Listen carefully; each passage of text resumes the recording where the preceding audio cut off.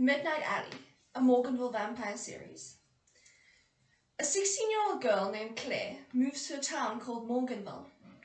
Morganville is a town run by vampires.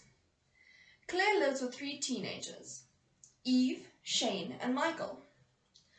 All 3 of them have lived in Morganville their whole lives.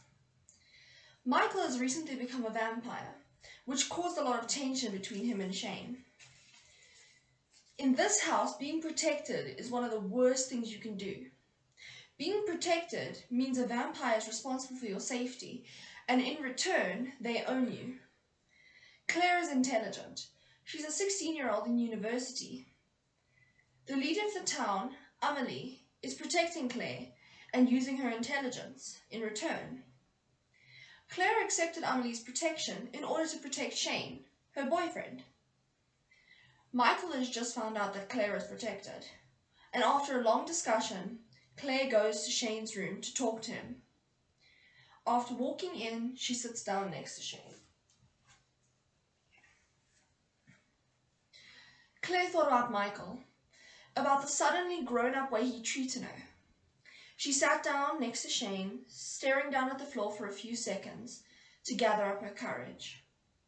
And then she pulled back her sleeve to expose the bracelet. Shane didn't make a sound. He slowly sat up, staring at the shiny gold band with its founder's symbol. "We need to talk," she said. She felt sick and terrified, but she knew it was the right choice. The only other thing to do was lie, but she couldn't keep on lying. Michael was right about that. Shane could have done anything. He could have run away.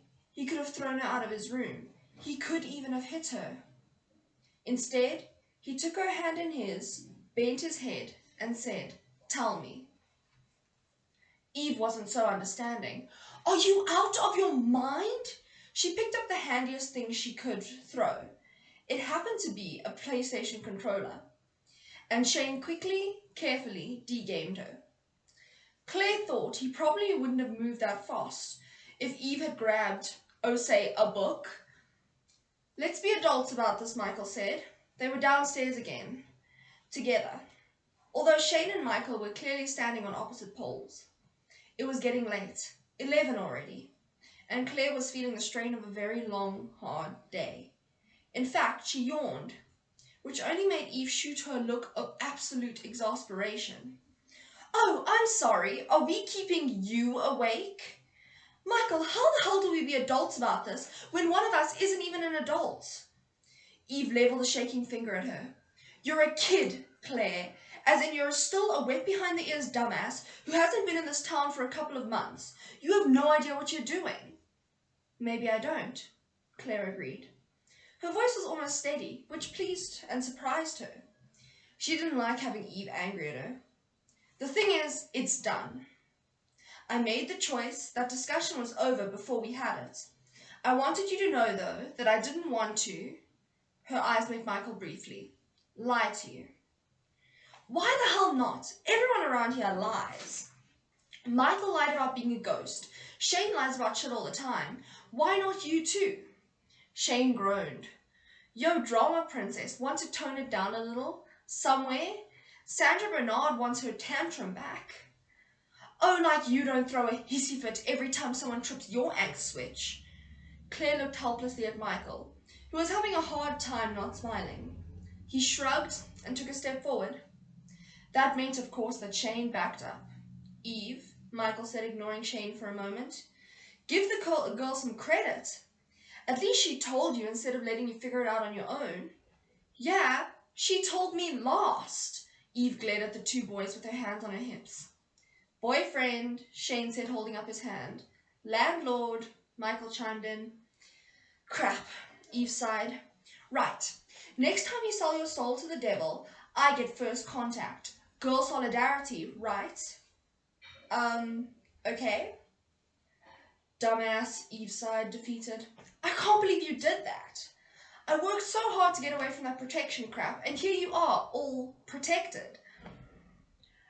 And I just wanted you to be safe, and I'm not sure this is." "Yeah," Claire said. "Me neither." But I swear it was the best thing I could think of at that. And at least it's Amelie. She's okay, right?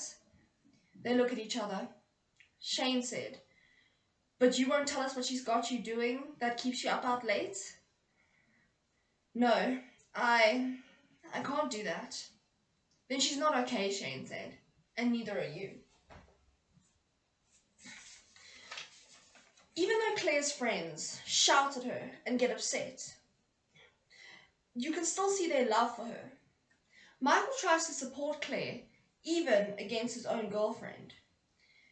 And even though Eve is really upset with Claire, in the end she calms down and understands Claire in a way. She's not supporting her decision, but she's not screaming at her anymore. Even though Claire's friends support her, they still don't support her fully.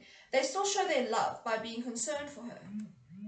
I love this scene in the book because it shows the character of these 4 characters and shows that no matter what Claire does, her friends will always love her. Thank you.